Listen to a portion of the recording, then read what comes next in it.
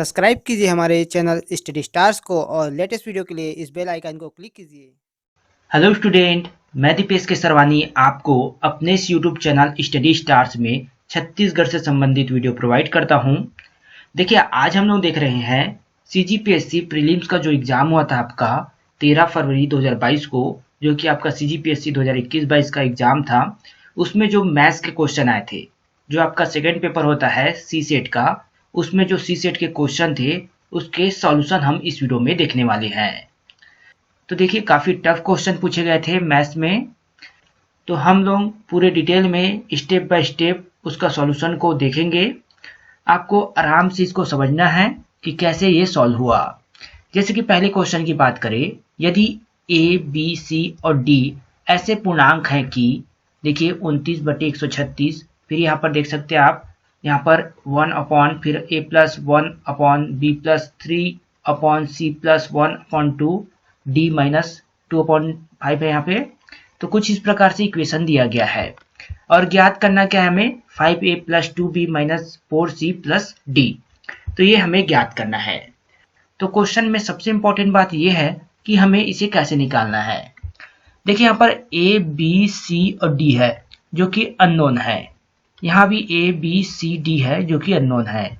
तो इसको ही हमें निकालना है और ये कब निकलेगा, जब हम इसकी वैल्यू निकालेंगे।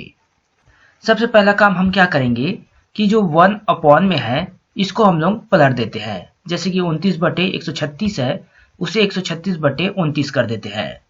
तो ये जो है ऊपर चले जाएगा।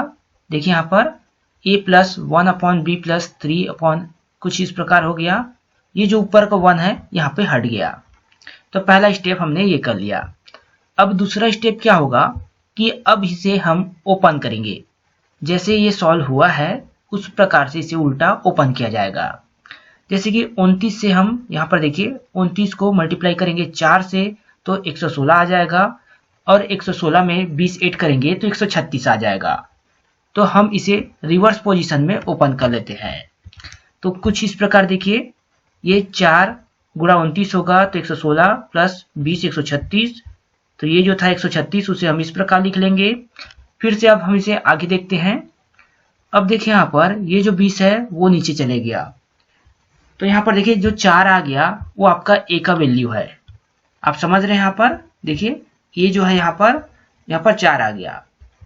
अब इसको भी उसी प्रकार करते हैं। अब देखिए +1 कर देते हैं हम लोग। तो 20 एकम प्लस 9 29। जैसे कि देखिए 20 एकम प्लस 9 29। तो अब यहाँ पर 4 के बाद क्या आ गया, 1 आ गया। तो यहाँ पर b की वैल्यू आ गई। इसी प्रकार सॉल्व करते चलते हैं हम लोग। अब ये जो देखिए यहाँ पे 9/20 है। अब इसके बाद आगे देखते हैं हम लोग। देखिए 4 आ गया है, 1 आ गया है, यहाँ पे प्लस का साइन है, याद रखिएगा। 9 को देखिए 3 ऊपर छोड़ दिया हमने, जैसे कि इसमें दिया गया है। देखिए यहाँ पे 3 यहाँ पे दिया है, इसलिए हमने ऊपर यहाँ पे 3 छोड़ दिया। और ये जो 9 में एक और 3 है उसको नीचे ले गए तो 20/3 हो जाएगा। 20/3 को फिर से ओपन कर लेते हैं। तो देखिए यहाँ पे 5 और ये 3, 3 पंचे 15 होगा और 15 के बाद प्लस 5 20 हो जाएगा। तो कुछ इस प्रकार से देखिए यहाँ पे। तो यहाँ पर क्या आ गया, 5 आ गया। ये 5 जो आ गया वो c का वैल्यू हो गया। फिर इसको ओपन करते हैं हम लोग जैसे क्वेश्चन में दिया गया है। अब देखिए यहाँ पर ये 5 जो है वो नीचे चले गया। यहाँ पर 1 है तो यहाँ पर 1 आ गया। फिर यहाँ पे देखिए 5 नीचे चला गया। फिर इसको सॉल्व करते हैं हम लोग। तो यहाँ पर देखिए 3/5 है यहाँ पर। तो ये क्या हो जाएगा, देखिए 1 माइनस 2। यहाँ पर माइनस है इसलिए हमें माइनस चाहिए था। तो हम कुछ इस प्रकार से इसको सेट करेंगे। तो 5 एकम और माइनस करेंगे 2 तो 3 आ जाएगा। तो 3/5 को कुछ इस प्रकार लिख सकते हैं।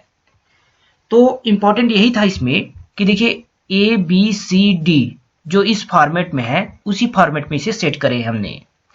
तो 4 जो है वो आपका a का वैल्यू हो गया, b बराबर 1 हो गया, c बराबर 5 हो गया और d बराबर 1 हो गया। इस प्रकार हमने आसानी से इसे ओपन कर लिया। अब इसका हम वैल्यू को इस पे पुट कर देंगे। 5a तो 5 के बाद 4 तो ये 20 हो जाएगा। b का वैल्यू रखेंगे तो 2 हो जाएगा।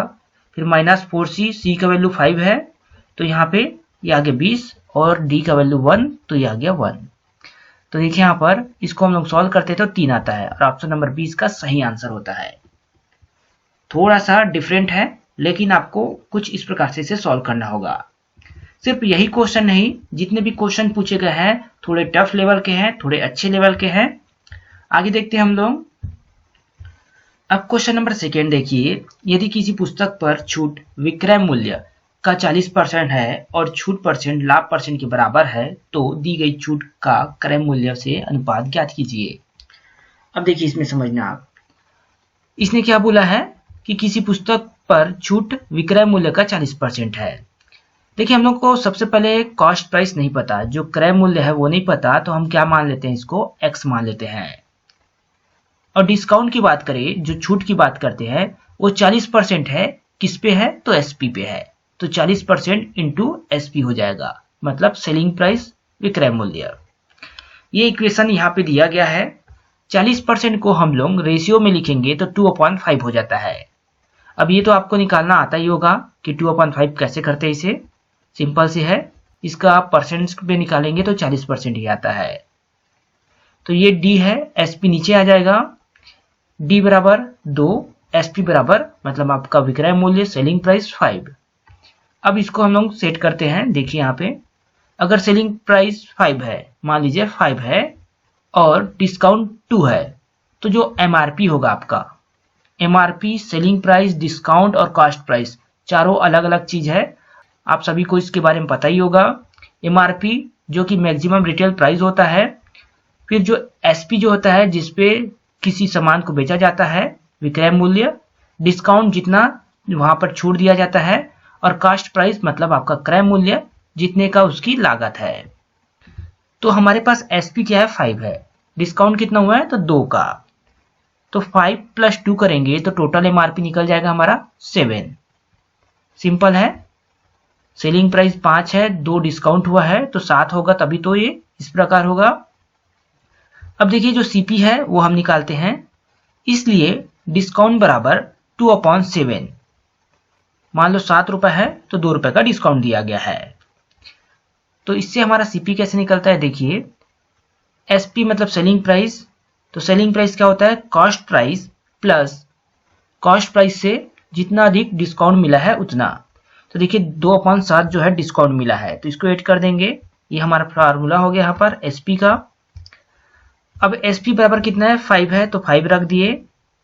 यहाँ पर X क्या है, CP हमने कॉस्ट प्राइस को X माना है तो X रख दिए। फिर यहाँ पर जो CP का 2/7 भाग, तो X CP हो गया और 2/7 यहाँ पर रख दिए। सॉल्व करते इसको तो 7 जो है इससे मल्टीप्लाई होगा 7x हो जाएगा, और इससे मल्टीप्लाई होगा तो यहाँ पर देखिए 35 हो जाएगा। 2 इंटू x होगा तो 2x हो जाएगा, तो ये 9x हो गया और ये 35 हो गया। तो देखिए 9x है और इक्वल टू 35, x यहाँ पर रहेगा, 9 नीचे चले जाएगा तो 35/9, ये जो है हमारा कॉस्ट प्राइस निकल गया।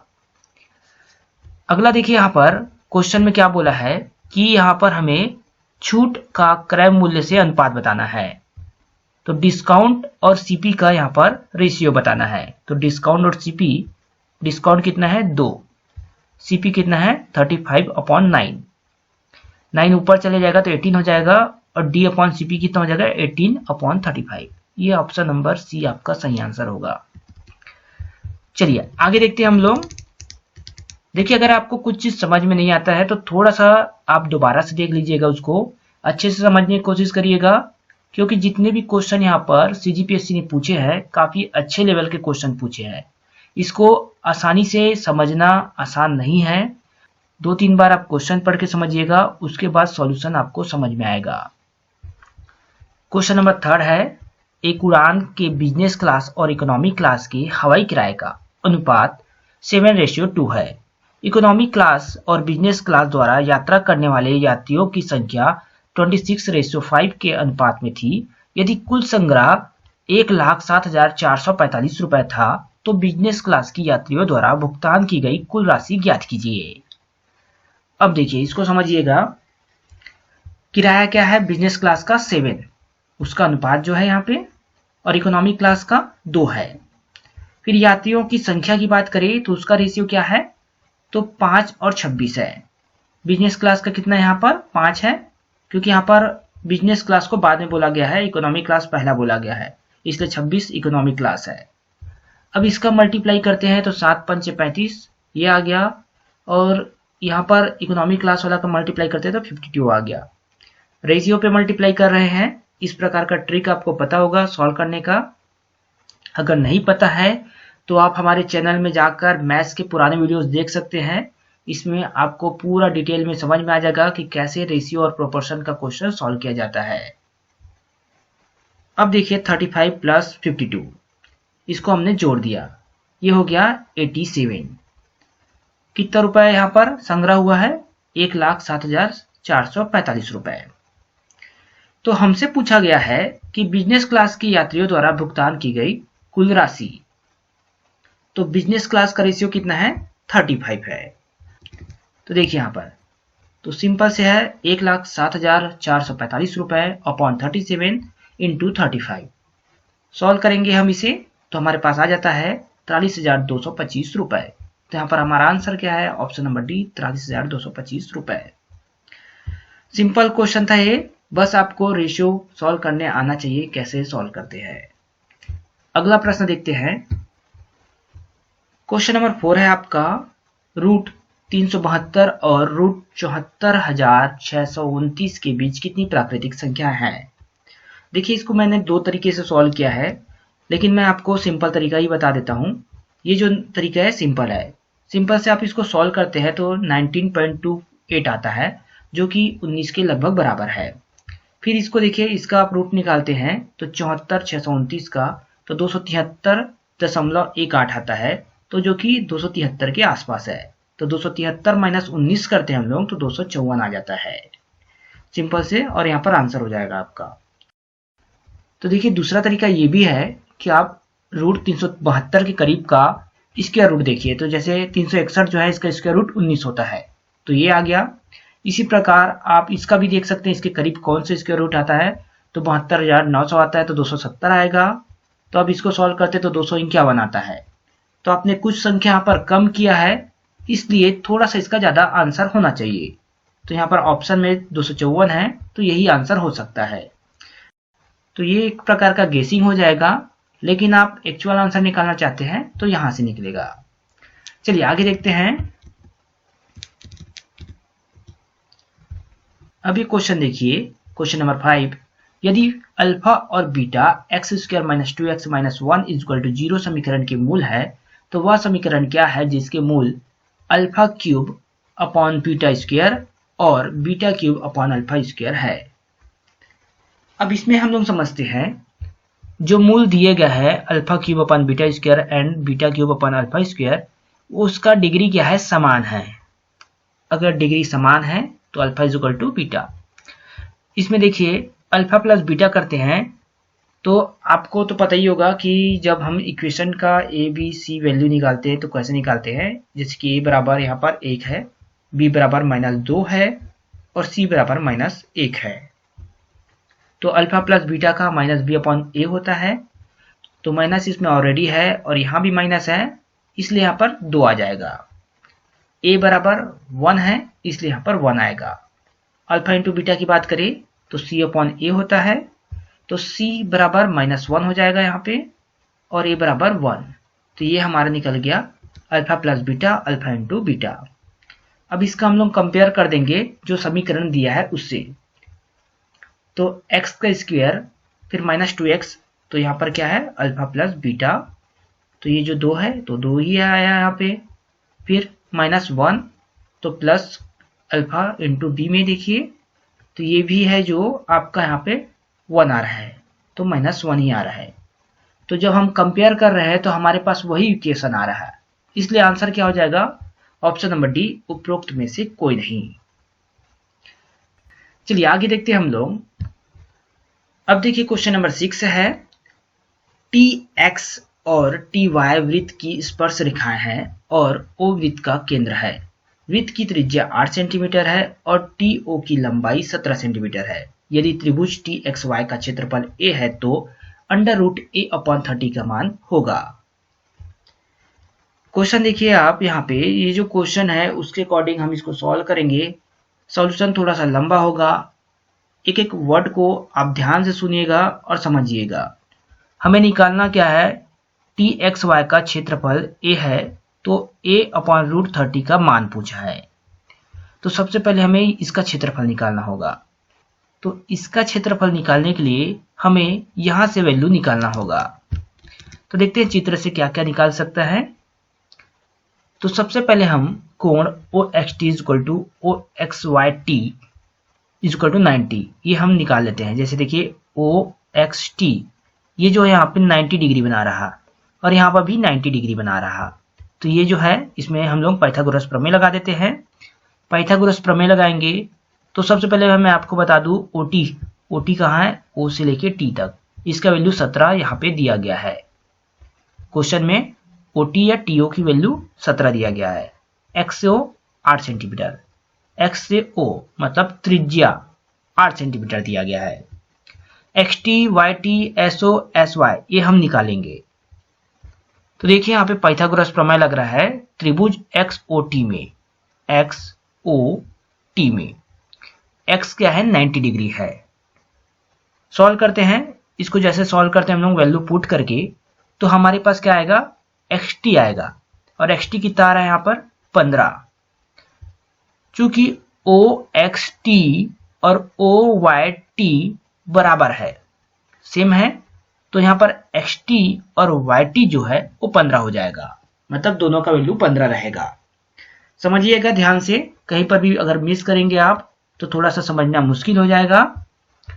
सॉल्व कैसे करते हैं तो आपको पता ही होगा पाइथागोरस प्रमेय लगाकर, इसलिए मैं आपको यहाँ पर इसे डिटेल में नहीं बता रहा। अब देखिए त्रिभुज SOY का पाइथागोरस लगाएंगे। S देखिए यहाँ पे है, OY मतलब ये छोटे वाले त्रिभुज का।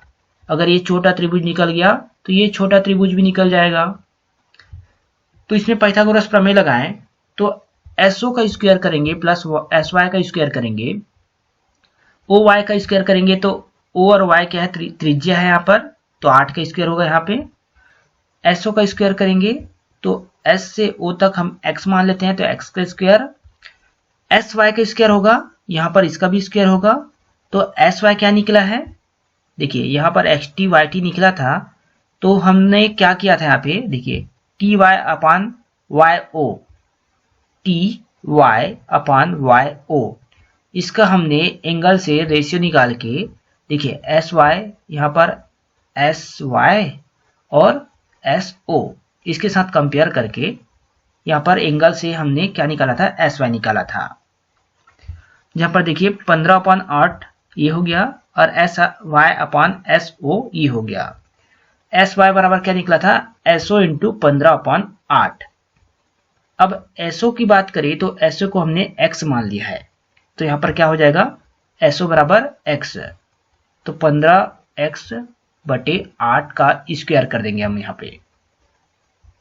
अब ये जो 15x/8 आया है वो यहाँ से आया है, SO को क्योंकि हमने X माना है। अब यहाँ पर देखिए 64 हो जाएगा, X का स्क्वायर है, तो ये जो 15 है 225 X का स्क्वायर हो जाएगा और ये भी 64 हो जाएगा। और इसे हम लोग जब सॉल्व करते हैं तो X बराबर 64/17 आता है। और SY जैसे हमारे पास X की वैल्यू आ जाती है तो हम यहाँ पर वैल्यू पुट कर देते हैं। X बराबर क्या है, SO है, तो यहाँ पर SY 120/17 आता है। तो मैंने यहाँ पर लिख दिया है कि SO बराबर 64/17 और SY बराबर 120/17। तो देखिए आप यहाँ पर हर एक भुजा को आपको निकालना पड़ेगा। फिर उसके बाद हम आगे देखते हैं। अब हमारे पास एरिया निकालना है SOY का। SOY बराबर ये जो SOY का हमें एरिया निकालना है, तो SOY का एरिया बराबर 1/2 SO × SY, SO × SY यहाँ पर हो जाएगा। SO कितना निकाला है हमने, यहाँ पर देखिए 64/17 उसको रख देंगे और यहाँ पर SY 120/17, तो हम इसको यहाँ रख देंगे। तो इतना हमें एरिया मिल जाएगा, ये वाला एरिया हमें मिल जाएगा। ये कितना है हमारे पास एरिया, 3840/289 सेंटीमीटर स्क्वायर। ये हमारे पास एरिया मिल गया SOY का। सिमिलरली इसी प्रकार हम लोग क्या करेंगे, टी ओ वाई का निकालेंगे, टी ओ वाई का, इसका हम एरिया निकालेंगे। तो टी ओ वाई का एरिया निकालते हैं हम, तो 1/2, देखिए यहाँ पर ओ वाई, फिर यहाँ पर टी वाई, ये जो है, तो यहाँ पर हम वैल्यू पुट करेंगे। ओ से वाई तक 8 सेंटीमीटर है और टी वाई जो है आपका वो कितना है, तो 15 सेंटीमीटर है। टी वाई 15 सेंटीमीटर कैसे है, तो आपको पता ही है, हमने यहाँ पर निकाला था अभी। देखिए यहाँ पर एक्स टी या वाई टी, तो वाई टी या टी वाई 15 है। सॉल्व करते हैं, 60 सेंटीमीटर आ जाता है एरिया। तो ये जो एरिया आया यहाँ से लेके यहाँ तक, ये 60 सेंटीमीटर है और ये छोटा वाला एरिया जो है वो यहाँ पर 3840/289 सेंटीमीटर है। अब इसको यहाँ पर ध्यान से समझना है आपको, निकालना क्या है हमें, टी एस वाई, जो ये टी एस वाई है इसका हमें क्या निकालना होगा, एरिया। तो वो कैसे निकलेगा, जब हम टी ओ वाई से घटाएंगे ओ एस वाई को, तब हमें निकलेगा टी एस वाई का एरिया। तो सेम चीज हम यहाँ पे करते हैं, 60 से माइनस करेंगे यहाँ पर 3840/289 का, तो इतना आ जाएगा यहाँ पर, देखिए 13500/289। चूंकि यहाँ पर क्वेश्चन में क्या दिया गया है, देखिए यहाँ पर इसका क्षेत्रफल जो है वो a है, तो √a/30 का मान पूछा है। तो यहां पर देखिए टी एक्स वाई जो है a है इक्वल टू, तो हम इसको क्या कर देंगे, डबल कर देंगे, 2 × टी एस वाई। अब डबल क्यों किए हैं, क्योंकि यहां पर देखिए ये जो है ये भी तो एरिया है, इसलिए 2 से मल्टीप्लाई कर देंगे, और 2 से मल्टीप्लाई करेंगे तो ये आ जाएगा a बराबर 27,000/289। चूंकि देखिए 27,289 जो है वो a का वैल्यू है, तो हमने जो क्वेश्चन में दिया गया है इस पे वैल्यू पुट कर देते हैं, इस पे वैल्यू पुट कर देंगे।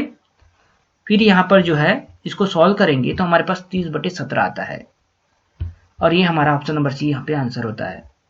देख सकते हैं किस प्रकार का लेंदी क्वेश्चन है, थोड़ा सा लेंदी हुआ है, लेकिन धीरे धीरे आप वीडियो को फिर से देखिएगा और अच्छे से इस क्वेश्चन को समझिएगा। आगे का क्वेश्चन इतना टफ नहीं है, चलिए आगे देखते हैं हम लोग।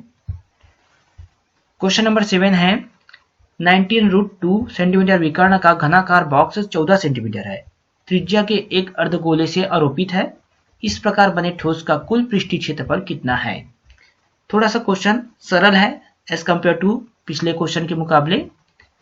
विकर्ण की बात करें तो हमें विकर्ण दिया गया है, और एक इसका विकर्ण है, तो देखिए घनाकार बॉक्स का त्रिज्या दिया गया है 14 सेंटीमीटर, और ये त्रिज्या किसका है, तो अर्धगोले, अर्धगोले की बात हो रही है।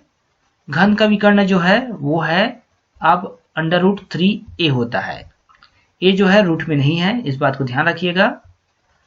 तो इसका देखिए यहाँ पर विकर्ण जो है √3a है, तो √3a को यहाँ पे रखेंगे तो a यहाँ पर रहेगा और √3 नीचे चले जाएगा। इसको आप देख सकते हैं, यहाँ पर a रह गया 19√2/√3। अब इसमें देखिए आगे a की वैल्यू तो हमें यहाँ पे निकाल लिए। घन की बात करें तो जो आपका घन का पृष्ठीय क्षेत्रफल होता है 6a का स्क्वायर होता है, और अर्धगोला का क्रॉस सेक्शनल एरिया जो होता है वो 3πr² होता है। और टोटल सरफेस एरिया की बात कर रहे हैं हम लोग, क्योंकि यहाँ पर इसने बोला है कि ये जो घनाकार बॉक्स है उस पर एक अर्धगोला आरोपित है, तो इसका कुल पृष्ठीय क्षेत्रफल पूछा है। तो ये जो हमारा फार्मूला है उसको हम लोग ऐड कर लेते हैं और टोटल पृष्ठीय क्षेत्रफल निकाल लेते हैं। चलिए देखते हैं कुल पृष्ठीय क्षेत्रफल, तो 6a का स्क्वायर, मतलब ये जो है a का स्क्वायर, तो 19 दो बार आ जाएगा, a का स्क्वायर इसलिए 19 × 19, रूट हट जाएगा 2/3 आ जाएगा, प्लस 3 पाई का मान 22/7। r का स्क्वायर की बात करें तो r कितना है 14, तो 14 × 14। सॉल्व करते हैं तो 14 44 प्लस 18 48, दोनों को ऐड किए 3292 सेंटीमीटर। ऑप्शन नंबर बी यहाँ पे आंसर होगा। फॉर्मूला से याद होना चाहिए आपको, क्वेश्चन आसानी से बन जाते हैं। क्वेश्चन नंबर 8, एक निश्चित राशि पर 12% प्रति वर्ष की दर से 2 वर्षों के लिए चक्रवृद्धि ब्याज 3816 है। यह ब्याज वार्षिक रूप से संयोजित हुआ है, राशि है। तो 12% की दर से यहाँ पर ब्याज लिया जा रहा है। चक्रवृद्धि ब्याज जो आया है 3816 रुपये आया है 2 सालों में। क्या राशि है? निश्चित राशि की बात हो रही है यहाँ पर। तो देखते हैं, चलिए। आपको पता ही है चक्रवृद्धि ब्याज का फॉर्मूला कुछ इस प्रकार होता है, P, फिर यहाँ पर ब्रैकेट में, फिर देखिए ब्रैकेट में 1 प्लस और अपन 100, फिर ब्रैकेट क्लोज, T यहाँ पे पावर में रहेगा -1 ब्रैकेट क्लोज। तो सिंपल से फॉर्मूला है। चक्रवृद्धि ब्याज जो है वो हमें बता दिया गया है 3816 है, तो हम यहाँ पर रख लेते हैं। मूलधन निकालना है, हमें P निकालना है। R की बात करें तो देखिए इसको हम डायरेक्ट सॉल्व कर लिए, 12% मतलब 112 हो गया, अपॉन में 100, T बराबर 2 है, 2 वर्ष की बात कर रहा है इसलिए सॉल्व करते हैं इसको। तो यहाँ पर देखिए इसका स्क्वायर किए तो 12544 आएगा और ये हो जाएगा 10,000।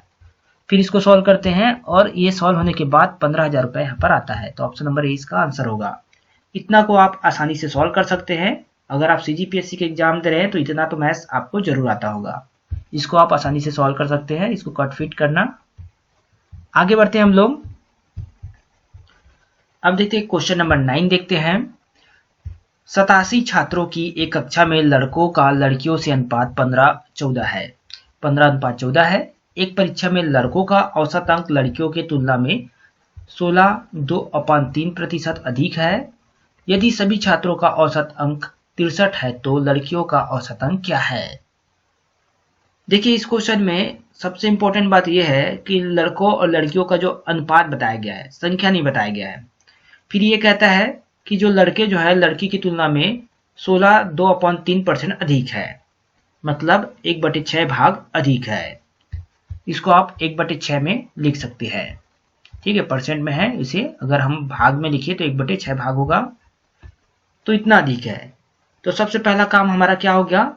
हमें छात्रों की संख्या निकालना है। तो कुल छात्र का जो है यहाँ पर संख्या दिया गया है 87। कुल छात्र कितना है? 87। अनुपात देखिए 15 और 14 का है। तो माना लड़कियों की औसत अंक जो है, जो पूछा हमें, लड़कियों के औसत अंक x है, ये हम मान के चलते हैं। लड़कों की संख्या निकालेंगे तो 87 गुणा 15/29। क्यों 29? 15 + 14 29 होगा। और रेशियो में जब निकालते हैं हम लोग, तो जैसे कि हम इसका निकाल रहे हैं तो 15 ऊपर रहेगा और ये हम ऐड कर देंगे, 29 नीचे रहेगा। फिर सेम इसी प्रकार देखिए लड़कियों की संख्या निकालेंगे तो 14 जो है ऊपर रहेगा और बाकी इसको ऐड कर देंगे हम लोग, 29 रहेगा। तो लड़कों की संख्या 45 निकला, लड़कियों की संख्या 42 निकला। अब हम लोग निकालते हैं क्या? औसत अंक। तो इसमें देखिएगा लड़कों की औसत अंक की बात करें तो लड़के के औसत अंक यहाँ पर ज्यादा है, 1/6 भाग। तो मान लीजिए लड़की का 1 है तो 1 + 6 हो जाएगा, तो ये 7/6 हो जाएगा। क्योंकि हमने माना लड़कियों का औसत अंक x है तो ये 7x6 हो जाएगा। लड़कों की औसत अंक क्या होगा? 7x6 हो जाएगा। क्यों हुआ? क्योंकि 1/6 अधिक है।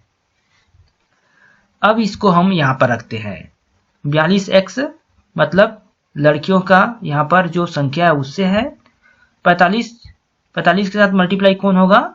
7x6, क्योंकि ये जो है आपका किसका है? लड़कों का। इक्वल टू 87 गुणा 63। 87 क्या है? टोटल छात्र, और 63 क्या है? Total percent. अब इसको सॉल्व करते हैं तो सबसे पहले हम इसमें क्या करेंगे? 7 से डिवाइड कर देंगे। तो 42 जो है वो 6 हो जाएगा, 7 जो है यहाँ पे कट जाएगा और यहाँ पर 63 जो है वो 9 हो जाएगा। ये जो है 15/2 हो गया, क्योंकि ये जो 45 है वो 3 से 15 बार में गया और 6 जो है 2 बार में गया। तो ये कुछ इस प्रकार से हो जाएगा। अब इस इक्वेशन को हम लोग सॉल्व करते हैं तो हमारे पास x की वैल्यू आता है 58। यहाँ पर मैंने सॉल्व किया हुआ है, आप देख सकते हैं। यहाँ पर फिर से हमने 3 से डिवाइड कर दिया तो 2x हो गया, 15 है वो 5 हो गया और 9 था वो 3 हो गया।